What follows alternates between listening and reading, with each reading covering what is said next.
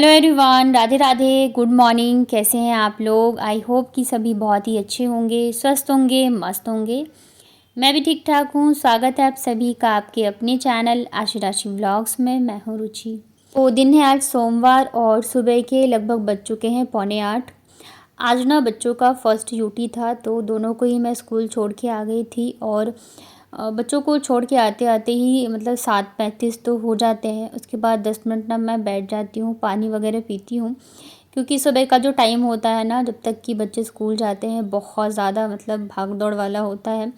सब कुछ मतलब मुझे खुद भी रेडी होना होता है, बच्चों को भी करो, फिर लंच पैक करो। और बच्चे भी ना कई बार होता है कि सुबह सुबह नाश्ता करना नहीं चाहते रहते हैं, तो फिर उन्हें भी खिलाना पड़ता है। अगर नहीं खिलाओगे तो फिर वो भूखे ही चले जाएंगे।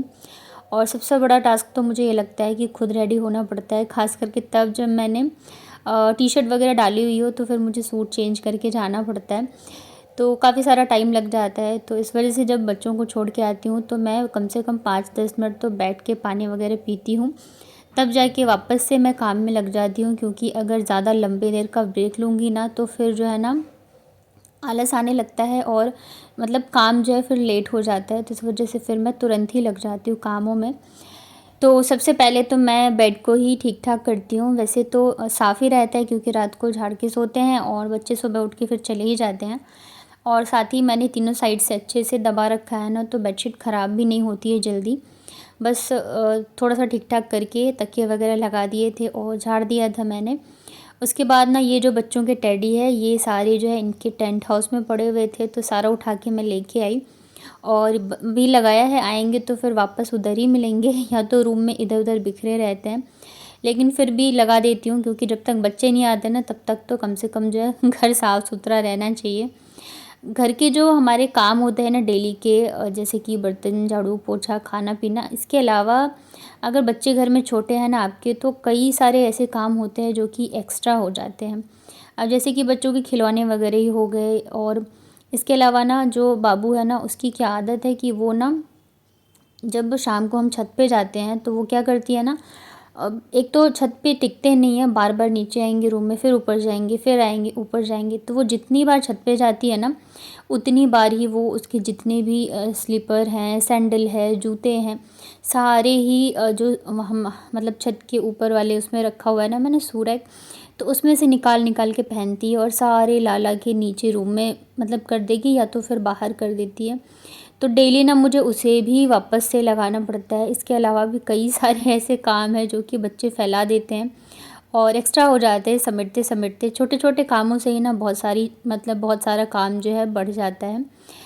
यहाँ पे ना बच्चों के कपड़े थे थोड़े बहुत, तो मैंने सोचा फ़ोल्ड करके और अलमारी में इनके लगा देती हूँ। वैसे अगर ज़्यादा कपड़े होते हैं तब तो फिर मैं शाम के टाइम ही फ़ोल्ड करती हूँ जब बच्चों को पढ़ाती हूँ, लेकिन थोड़े बहुत थे तो मैंने कहा लगा देती हूँ, नहीं तो फिर ये ऐसे ही रखे रहेंगे। और कहीं बच्चों की नज़र पड़ गई ना, तो फिर वो क्या करते हैं, पूरे रूम में ही फैला देते हैं।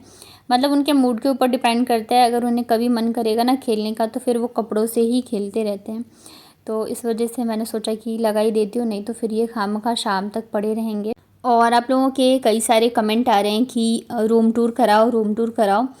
तो मैं कराऊंगी, लेकिन अभी क्या है ना कि थोड़ा सा मुझे सेट करना है। धीरे धीरे मैं कर ही रही हूँ, पर अभी भी है, जैसे कि अलमारी वगैरह थोड़ा सा मुझे करना है, जो मेरी है और जो साइड वाली है। तो उसके बाद जो है मैं ज़रूर कराऊंगी। और जैसे कि मैंने आप लोगों को बताया था कि रूम खाली करने का बोला है, तो अभी जो है मतलब मुझे तो यहाँ इतना पता नहीं है कि मैं किसको बोलूँ किसको नहीं। तो मैं जिनको भी जानती हूँ तो सबको मैंने बोलना स्टार्ट कर दिया है रूम दिखाने के लिए। वैसे सच बताऊँ ना तो मतलब इतने सालों यहाँ पे रह गई हूँ ना, कि मतलब सोच कर ही थोड़ा सा मुझे ऐसा लगता है कि कैसा मिलेगा, कैसा नहीं, सही रहेगा या नहीं। अभी भी मेरे मन में ये चल रहा है कि मना कर देना तो मैं नहीं जाऊँगी, क्योंकि बहुत सारी चीज़ें होती है। देखिए दिक्कत तो है, बहुत सारी प्रॉब्लम है यहाँ पे, ऐसा नहीं है कि नहीं है, लेकिन एक जो होता है ना, आप मेंटल पीस जो होता है, तो वो मुझे यहाँ पे मिलता है। बच्चों को लेके हो या किसी भी चीज़ को लेके हो, कभी मुझे ऐसे फील ही नहीं हुआ कि मैं रेंट के घर में रह रही हूँ। मुझे जैसे रहना मैं वैसे रहती हूँ, किसी भी चीज़ को लेके। तो इन सब चीज़ों को लेके ना मतलब थोड़ा सा है, पर वही है, रेंट का रूम है, खाली तो करना ही है। तो अभी मतलब एक दो लोगों को बोला है मैंने, जिन्हें भी मैं जानती हूँ, तो मैंने उन्हें बता दिया है मेरा बजट भी और साथ ही मुझे कैसा रूम चाहिए। सिंगल रूम में तो अब होने वाला नहीं है, क्योंकि किचन का भी सामान है और बच्चे अगर एक ही रूम में फिर मैं किचन सेट करूँगी ना, तो बच्चे छोटे हैं, अगर गैस वगैरह है तो मतलब दिक्कत हो जाएगी। तो इस वजह से फिर मैं किचन और रूम ही देख रही हूँ। तो देखते हैं, मतलब थोड़ा सा अच्छा मिलेगा तभी जाके शिफ्ट करूँगी। वैसे भी अभी मतलब इतनी जल्दबाजी नहीं है, 1-2 महीने का टाइम है मेरे पास। तो इस वजह से यहाँ पे ना ये जो अलमारी जब आई थी ना, तो मैंने इसे बस लगा दिया था, मतलब कि अलमारी को सेट कर दिया था। इसमें जो कपड़े वगैरह है ना, ये मैंने नहीं लगाए थे, मैंने ना फ़ोल्ड कर कर के दिया था और आशी को बोला था लगा देने के लिए, क्योंकि उस टाइम पे मेरी तबीयत नहीं सही चल रही थी। तो ये सारे आशी ने ही लगाए थे। और बच्चों का ना जब मूड सही रहता है तब आप उनको कुछ भी बोलो तो कर देंगे, और नहीं रहेगा ना तो फिर कुछ भी नहीं करना चाहते हैं। तो आज अब जो है मैं ठीक हूँ, बैक मतलब कमर जो है मेरा काफ़ी आराम है। पहले मैं बैठ नहीं पा रही थी, तो आज जो है मैंने सोचा मैं खुद से सारी चीज़ें अच्छे से अरेंज कर देती हूँ। और ये वाली अलमारी मैंने मंगाई भी बच्चों के लिए ही है, तो सारी ही जो कपड़े वगैरह बच्चों के ही इसमें मैंने रखे हैं। सबसे ऊपर जो है कपड़े वो थोड़े से वैसे हैं जब कहीं बाहर जाना आना हो उस हिसाब से। उसके नीचे ना मैंने बच्चों के स्कूल ड्रेस वगैरह रखे हैं, और बाकी जो भी इनके ड्रेसेस वगैरह थे सब रखे हुए हैं। तो यहाँ पे मैंने अलमारी को सेट किया और झाड़ू पोछा लगाया। उसके बाद फिर मैं चली गई थी नहाने के लिए। तो सोमवार था मेरा ना, व्रत था। मैं सारे सोमवार के व्रत नहीं रखती हूँ, मैं बस एक ही रखती हूँ। तो मैंने आज का व्रत रखा था। इससे पिछली बार वाला मैंने नहीं रखा था, क्योंकि फिर संडे को ना मेरा फ़ास्ट था मधुश्रावणी का, और उसी दिन मतलब मेरी तबीयत भी ठीक नहीं चल रही थी, तो मतलब सासू माँ ने बोला था कि नेक्स्ट वाला रख लेना। तो आज जो है व्रत है मेरा। तो पता है एक तो साड़ी पहनने में ना मतलब इतना ज़्यादा सोचना पड़ता है, इतना ज़्यादा कि मैं क्या बताऊँ। आज भी पता है कई बार निकाला रखा, पहनूँ नहीं पहनूँ, पहनूँ नहीं पहनूँ, मतलब हिम्मत नहीं होती रहती पहनने की। और वहीं जब मैं कानपुर जाती हूँ ना, तो मैं अपने आप ही पहन लेती हूँ। वो बात अलग है कि गर्मी में दिक्कत होती है, काम करने में दिक्कत होती है, लेकिन कभी मतलब ऐसे दिमाग में नहीं आता है कि मतलब कैसे पहनूँ या टाइम लगेगा। चीज़ें यहाँ पे ना बहुत ज़्यादा मुझे लगता रहता है सोचने में। जब से आई हूँ कानपुर से ना, तब से मैंने पहली बार पहनी है यहाँ पे साड़ी। और आज भी पता है 2 साड़ी मैंने निकाली थी। एक तो मेरे पास ना लहरिया है बहुत ही सुंदर रेड कलर की, तो पहले मैंने सोचा था वही पहनूंगी, क्योंकि यहाँ पे ना अगर आपने सावन के अलावा कभी और पहन लिया लहरिया तो सब बहुत हंसते हैं। पहले मुझे नहीं पता था, एक बार मैंने पहना था तो सब मेरे को मतलब टोक रहे थे। तो पहले मैंने सोचा वही पहनूंगी, पर उसका ना ब्लाउज़ मुझे मिला नहीं, तो फिर मैंने ये वाली साड़ी पहन ली। और ये वाली साड़ी भी जो है ना, मैंने मुझे लग रहा है तीसरी बार चौथी बार ही पहनी होगी। मेरे पास इतनी साड़ियाँ हैं ना कि मुझे याद भी नहीं रहता है कि कौन सी साड़ी है कौन सी नहीं, और फिर यहाँ पे मैं पहनती भी नहीं हूँ। तो इस वजह से ना और भी ज़्यादा मतलब ध्यान नहीं रहता है कि कौन सी साड़ी रखी है कौन सी नहीं। और एक बात है कि मतलब हम जहाँ जाते हैं ना, फिर हमारा माइंडसेट भी उसी हिसाब से सेट हो जाता है। जैसे मैं कानपुर जाती हूँ तो मुझे दिक्कत नहीं होती है साड़ी में, पर यहाँ पे बहुत ज़्यादा सोचना पड़ता है पहनूँ। कई बार ऐसे होता है कि मतलब मैं साड़ी निकाल के रखती हूँ, आज पहनूँगी, पर फिर भी मैं सूट ही पहन लेती हूँ। लगता है यार अभी झंझट इतना कौन पहने करे इस चक्कर में।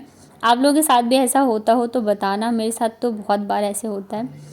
तो पूजा करने के बाद फिर मैं आ गई थी किचन में चाय बनाने के लिए, और टाइम जो है ना मुझे लग रहा है 10 या 10:30 बज गए थे।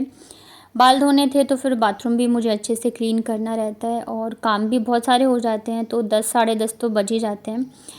तो यहाँ पे मैंने रख दी है मेरे लिए चाय बनने के लिए। और बहुत ज़्यादा कमेंट आते हैं कि आप अपना हेयर केयर रूटीन शेयर करो, कौन सा शैम्पू लगाते हो, कौन सा ऑयल लगाते हो, बहुत सारी चीज़ें। तो देखिए शैम्पू का ना मैं सच बता रही हूँ, आपको लगेगा कि मैं बताना नहीं चाहती हूँ, पर मैं शैम्पू जो है वो मैं चेंज कर कर के लगाती हूँ। मेरा कोई फ़िक्स नहीं है कि मैं एक ही शैम्पू यूज़ करती हूँ। और ऑयल जो है मैं नारियल का ही तेल लगाती हूँ। बाकी जो भी हेयर केयर रूटीन है वो मैं आप लोगों के साथ सारे ही शेयर करती हूँ।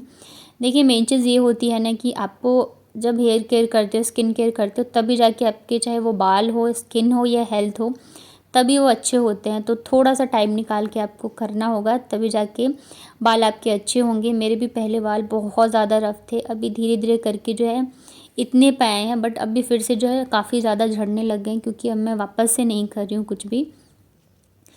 तो यहाँ पे ना चाय पी मैंने पहले तो आराम से बैठ के। उसके बाद ना मैंने कल मेहंदी लगाई थी, और मेहंदी लगाओ ना तो फिर नेल पेंट ना लगाओ ना तो हाथ अच्छा नहीं लगता है ना, खाली खाली सा। तो मैंने सोचा चलो लगा लेती हूँ, अभी बच्चों के आने में टाइम था। तो ये वाला जो है ना मतलब डार्क ऑरेंज कलर है। एक ऑरेंज होता है अच्छा नहीं लगता, पर ये बहुत ही प्यारा सा है। तो आज मैंने ये वाला लगाया था। नेल पेंट ना मुझे डार्क कलर वाले ही अच्छे लगते हैं, और ये देखिए बहुत ही सुंदर सा मुझे ये वाला कलर लगता है। और जो मैंने कल मेहंदी लगाई थी ना, उसका इतना अच्छा कलर आया है ना। पिछली बार जब मैंने लगाया था तो बिल्कुल भी नहीं आया था, पर इस बार जो है ना मेहंदी काफ़ी अच्छे से रची है, कलर बहुत ही प्यारा आया है। मुझे तो लग रहा था पता नहीं थोड़ा सा भी लाल होगा या नहीं। और अगर मैं अभी ना कानपुर में होती या फिर सासू माँ यहाँ पे होती ना, तब तो फिर मैं एकदम अच्छे से जैसे पैर में आलता वगैरह सब कुछ लगाती हूँ, क्योंकि जब भी कुछ होता है ना व्रत या तीज त्योहार, तो मम्मी ऐसे बोलती हैं कि अच्छे से तैयार हुआ करो। तो अभी तो मैंने नहीं लगाई है, और एक ही हाथ में नेल पेंट लगाया था मैंने, मैं एक ही हाथ में लगाती हूँ ज़्यादातर। तो ये देखिए यहाँ पे मैंने लगा लिया है, और साथ में ना मैंने हरी चूड़ी भी पहनी है, जो मैं पिछली बार लेके आई थी ना ख़रीद के, वो तो 1 हफ़्ते भी नहीं चली। ये वाली चूड़ी जो है ना मेरे पास ही रखी हुई थी। जैसे मैंने बताया आप लोगों को कि पहले मैं जयपुरी लाख चूड़ियों का भी करती थी काम, तो उसमें से कुछ चूड़ियाँ जो बची हुई हैं, तो ये उन्हीं में से थी, तो मुझे मिल गई, मैंने पहन ली और बहुत ही सुंदर लग रही थी। तो तैयार हो गई थी मैं, और फिर मैं चली गई थी सब्ज़ी लाने के लिए, क्योंकि सब्ज़ियाँ जो है ख़त्म हो गई हैं। बच्चों के लिए ना मतलब मैं हल्का फुल्का ही कुछ बनाऊंगी, क्योंकि अगर मैं नहीं खाती हूँ ना तो बच्चे भी फिर ढंग से खाते नहीं हैं। घर आई ना, बच्चों को लेके आई स्कूल से, यहाँ पे फिर दोनों ने ना मुझे अपने अपने हाथ से निकाल के फ्रेंडशिप बैंड बांध दिया था। तो उसके बाद ये है फिर शाम के टाइम का, और मैंने ना जियो मार्ट से कुछ कुछ चीज़ें ऑर्डर करी थी। एक्चुअली जब भी मुझे मतलब प्याज ख़त्म हो जाता है ना, तो मैं फिर जियो मार्ट से ही मंगाती हूँ, क्योंकि मैंने कई बार बताया कि वहाँ पे बहुत सस्ता मिलता है, 5 रुपये किलो। और इधर जब लेने जाओ ना सब्ज़ी वाली दुकान पे, तो वहाँ पे मुझे 25 या 30 रुपये किलो मिलते हैं।